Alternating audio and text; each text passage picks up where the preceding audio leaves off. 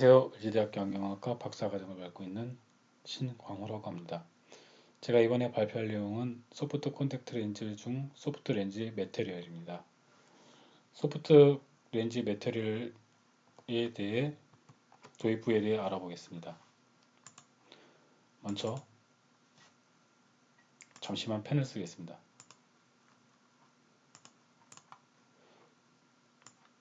인트로덕션이 있고 그다음 폴리머가 있고 하이드로겔 매테리얼의 장점이 있고 소프트 콘택트 렌즈의 재료 그리고 소프트 매테리얼의 분류입니다. 맨 마지막으로 결론입니다. 다음은 소프트 렌즈 매티리얼의 인트로덕션입니다. 소프트 콘택트 렌즈는 1970년 보급된 이후 세계시장에 큰 영향을 미쳤고요. 지금 현재 처방되는 렌즈의 수는 꾸준히 증가하고 있습니다. 연간 8조 원, 하나로 8조 원 가치로 추산되는 사업이고요. 소프트 렌즈는 모든 렌즈의 87% 정도를 차지하고 있습니다. 소프트 렌즈를 사용하는 소프트 렌즈의 콘택트 시장의 포화사항은 크게 두 가지로 설명할 수 있고요. 첫 번째, 시력과 편안함을 제공하고 두 번째, 제조 기술의 발전으로 디스포저블 렌즈가 바뀌고 있습니다. 바이오 매테리얼은 소프트 하드 렌즈 소재의 좋은 예이고요. 우리 인공장기, 바이오, 세라믹, 의료기기, 약물 전달 시스템의 광범위한 기술을 또 포함하고 있습니다. 우리 바이오 매테리얼은 우리 일상생활과 크게 또 뗄래야 뗄 수 없는 관계고 치과용 콘택트 렌즈, 안내 렌즈, 심장 판막, 스텐트 여러 가지 종류로 사용되고 있습니다. 매우 구체적인 최종 프로그램을 충족시키기 위해 다양한 매테리얼이 얼마나 있어야 하는지를 또 강조하고 있고요. 바이오 소재가 성공하면 바이오 생체 적합성도 적합해야 한다는 것입니다. 지금 최근에 플라스틱 서저리로 성형 쪽으로 하고 있고요. 그거를 위해서 인체에 들어가기 때문에 유독하거나 위험 배출물이 발생하지 않는 것을 호스트 리스폰으로, 그러니까 숙주가 발생하지 않게 조심해야 됩니다. 콘택트 렌즈는 편안하고 제조 비용이 저렴해야 하며 대부분 안전한 사용을 위해 요건을 충족시켜야 합니다. 대부분의 임상의들은 에타필콘 A나 로트라필콘 A라는 그 특정 이름이 익숙해져 있는데 이 형명은 미국의 USAN이라는 United States Adapted Name이라는 미국에 판매되는 의약품에 할당된 비독점 이름이라고 합니다. 다음으로 폴리머에 대해서 설명하겠습니다. 폴리머는 모든 콘택트 폴리머를 분류할 수 있다고 하는데 폴리머와 간단하게 비교해서 제가 말씀을 하나 드리면 모노머입니다. 모노머는 단량체입니다. 한국말로. 단수이고요. 거꾸로 폴리머는 고대 그리스 유래가 많다는 그 복수의 의미입니다. 폴리머는 고분자 중량 체인의 롱체인으로 구성된 고체 물질이고요. 차례로 계속, 왜냐하면 폴리머가 고분자이기 때문에 계속 반복 단위로 구성되고 이런 반복 단위를 또 모노머라고 합니다. 하이드로겔이라는 용어는 콘택트를 지칭할 때 소프트 용어와 상호 교환적으로 사용되는 경우가 많습니다. 일단 많은 폴리머는 폴리에틸렌과 폴리스티렌과 같은 탄화수소, 폴리머는 C와 탄소와 수소로 구성되어 있습니다. 제가 폴리머의 구조와 폴리머리제이션에 대해 제가 설명하기 전에 간단하게 재료 구성에 대해서 설명을 먼저 드리겠습니다. 우리가 쓰는 인간의 재료는 여러 가지 종류가 있는데 재료 중에 분류할 수 있는 게 무기화합물과 유기화합물로 분류할 수 있습니다. 무기화합물은 메탈, 세라믹, 흙이죠. 이렇게 이제 구분할 수 있고요. 유기화합물은 우리가 아까 좀 전에도 말씀드렸듯이 탄화수소가 있어야 됩니다. 그러니까 탄화수소는 수소와 탄소가 결합되어 있는 것이 유기화합물이고요. 거기에 플러스 알파로 여러 가지의 단량체들이나 첨가물들이 포함되면 화학적이나 물리적으로 반응하게 됩니다. 탄소와 수소가 없는 것에 없다면 모두 무기화합니다. 예를 들어서 H2O, 물은 수소만 들어가 있기 때문에 무기화합물입니다. 저분자량과 고분자량은 저분자량은 예를 들어서 H2O라는 분자량은 18이고 고분자량은 분자량이 수십만 정도 됩니다.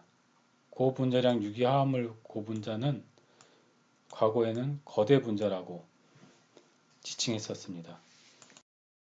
매크로 말라큐즈라고 거대 분자라고 되어 있고 이 매크로 말라큐즈는 폴리머입니다. 폴리머는 고분자이고 이렇게 해서 우리 물질은 핵이 있습니다. 핵은 이렇게 중성자와 양성자로 나눌 수 있는데 그 핵 주위에 전자가 있기 때문에 최소 단위는 원자, 분자, 물질로 구성되어 있습니다. 예를 들어서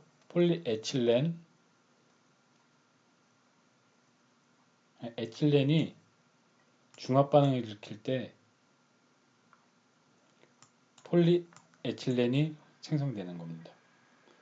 균일 화합물과 불균일 화합물이 있는데 물리적 화학적 변환에 따라서 균일 혼합물과 불균일 혼합물로 나눌 수 있습니다. 균일 혼합물은 염화나트륨이 물과 반응해서 소금물로 바뀔 수 있고요. 불균일 화합물은 물이 유지와 반응하면 물로 반응할 수 있습니다.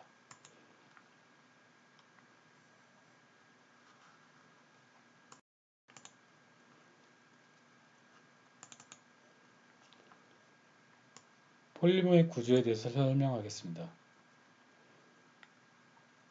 폴리머 체인은 존재하는 반복 단위의 종류와 공간 배열을 지칭하여 설명할 수 있습니다. 아까 좀 전에 말씀드렸던 것 같이 모노머는 단수이고 폴리머는 복수입니다. 아래 여러 가지 광범위한 폴리머 범주를 설명할 수 있고 호모폴리머는 저희가 호모라는 뜻은 동족이란 같은 동일체라고 설명드릴 수 있습니다. 그렇기 때문에 A가 다 똑같습니다. 이렇게 단량체가 이런 선형 시퀀스가 배열되면 라인 호모폴리머로 말씀드릴 수 있습니다. 다음입니다. 이 단순한 배열에서 벗어나면 기하학적 복잡성이 증가하는 구조로 나타납니다. 비선형 또는 분기형 구조, 이렇게 분기형 구조로 될 수 있고 선형 중합체와 분자 중합체 사이에 화학적 차이는 없지만 선형 똑같은 아까 호모폴리머 화학적 차이는 상당히 작을 수 있지만 구조 차이 때문에 두 분자는 상당히 다른 특징을 가질 수 있습니다. 라인 호모폴리머하고 브런치드 호모폴리머는 이렇게 구분할 수 있습니다. 그 내용에 준해서 저밀도 폴리프로펜과 고밀도 프로필렌이 형성되는 것을 알 수 있습니다. 저밀도 프로필렌은 분지형, 고밀도 프로필렌은 라인형으로 설명할 수 있습니다. 저밀도 프로필렌의 재료로는 포장필름, 연장필름, 캐리어 등을 사용할 수 있고 고밀도 선형입니다. 선형은 충격 강도가 높아 파이프와 구성과 내 구성이 강한 플라스틱으로 사용할 수 있습니다. 충분한 수의 단위 분자 간의 크로스 라인, 링크가 이렇게 X가 되면 무한 네트워크가 발생하는 겁니다. 다음은 공중합체입니다. 코폴리머, 아까 설명했듯이 호모폴리머는 동족이죠. 코폴리머는 두 종류 이상. 예를 들어서 이렇게 A, B가 서로 혼합되어 형성된 고분자로 고분자 내에서의 각각 단련체의 배열 형태가 따라 나눠집니다. 결합체의 특성은 조업의 화학적 특성과 양에 따라 달라질 뿐 아니라 체인에 따라 단위 분포가 따라 매우 현저하게 발생합니다. 라인 코모폴리머 세 가지 이상적 배치를 말씀드리겠습니다. 얼터네이팅 코모폴리머 교차성입니다. A 나오고 B 나오고. 그러니까 코모폴리머는 두 종류 이상이니까 A 나오고 B 나오고 A 나오고 B 나오고 교차성으로.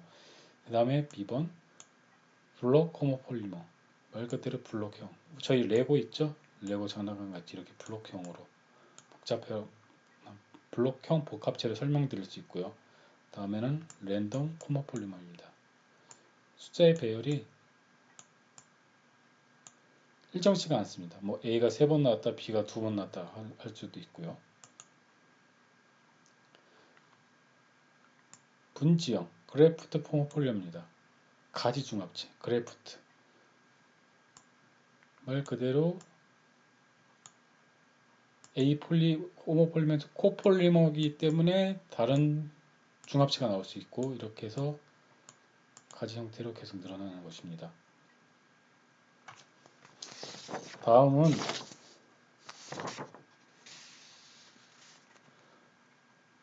어머소퍼스하고 크리스탈 폴리머에 대해 설명해 드리겠습니다. 어머소퍼스는 무정형 또는 결정형 중합체로 설명할 수가 있는데 폴리머의 그 반 사이에 있는 게 반결정 폴리머입니다. 결정형 중합체는 기하적으로 규칙적인 구조를 가지고 있고 화학적 물질의 내성이 있어 단단하지만 광학 품질이 좋지 않아 콘택트 렌즈의 사용이 제한적입니다. 이 그림에 보았던 것 같이 이렇게 되고 있습니다. 지금. 반결정 중합체입니다. 결정형 중합체와 무정형 중합체의 중간 사이입니다. 폴리머의 좋은 예로 프로폴리는 콘택트 렌즈의 주형 몰딩, 제조 공정의 주형 몰딩에 사용할 수 있습니다. 무정형 중합체입니다. 일정한 구조를 가지고 있지 않고 접시 스파게티에 비유해서 폴리머를 투명하게 해줍니다.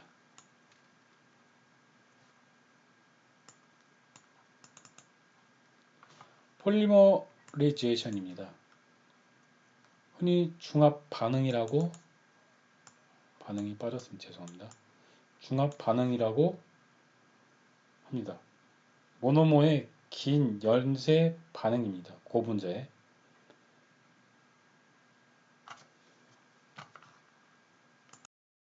크게 두 가지로 설명해 드릴 수 있는데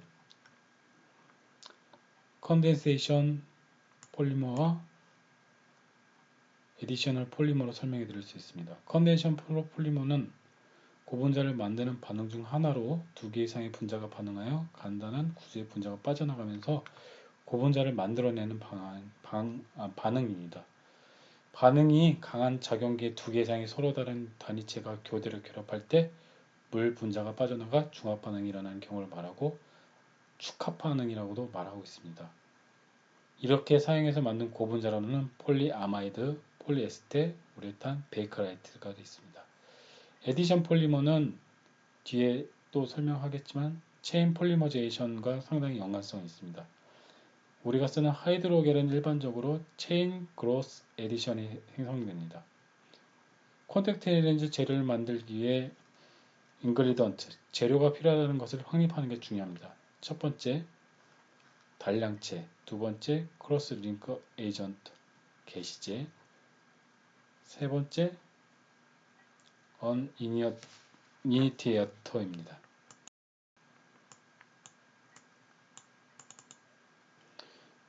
다음은 체인 폴리머리제이션입니다.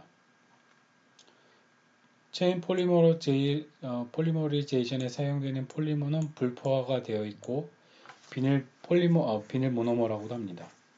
비닐 단량체라고도 하고 본질적으로 단량체는 하나 이상의 탄소 대 탄소로 이중 결합을 가지고 있는 것을 의미하고 있습니다. 폴리머레이션을 하는 동안 계속 반응하기 때문에 처음보다는 농도가 시간에 따라 꾸준히 감소하고요. 하이몰 매스 폴리머와 로우 컨센트레이션 그로잉 체인이 포함하는 반응을 혼합물을 생성하게 됩니다. 흔히 체인 폴리머리제이션은 세 단계로 구성을 할 수 있는데 이니시에이션, 프로퍼게이션, 터미네이션, 개시, 진폭, 전파, 종료로 설명할 수 있습니다. 첫 번째 이니티게이션입니다. 한국말로 개시제라고도 많이 설명하는데 하나의 하이드로겔 모노머는 개시제를 의미합니다. 이니티게이션. 중합 과정을 시작하는 것이 역할인 화학물질입니다. 이니티게이션은 개시제로서 이렇게 I로 설명드릴 수 있습니다. I 개시제가 반응을 할 때 열 반응을 하거나 광채 반응을 하고 있습니다. 이 사용되는 개시제 종류에 따라 물론 제조 방법도 틀리고 이거에 대해서 산출물도 틀립니다. 레스 렌즈를 형성하는 거는 말 그대로 레스는 기댄다는 그런 의미인데 이 방법으로 보톤 로드를 제조하는데 필요합니다. 우리가 포토 이니티에이터를 사용할 때는 스핀 캐스팅이나 몰드 캐스팅으로 렌즈에 필요할 때 우리가 광채에 대해서 그 사진 포토 이니티케이터를 한번 쏴주는 것이 좋다고 합니다. 이렇게 자유 라디컬로 얻은 거를 또 다시 자유 라디컬 I가 단량체와 결합해서 자유 라디칼 M이 또 형성됩니다.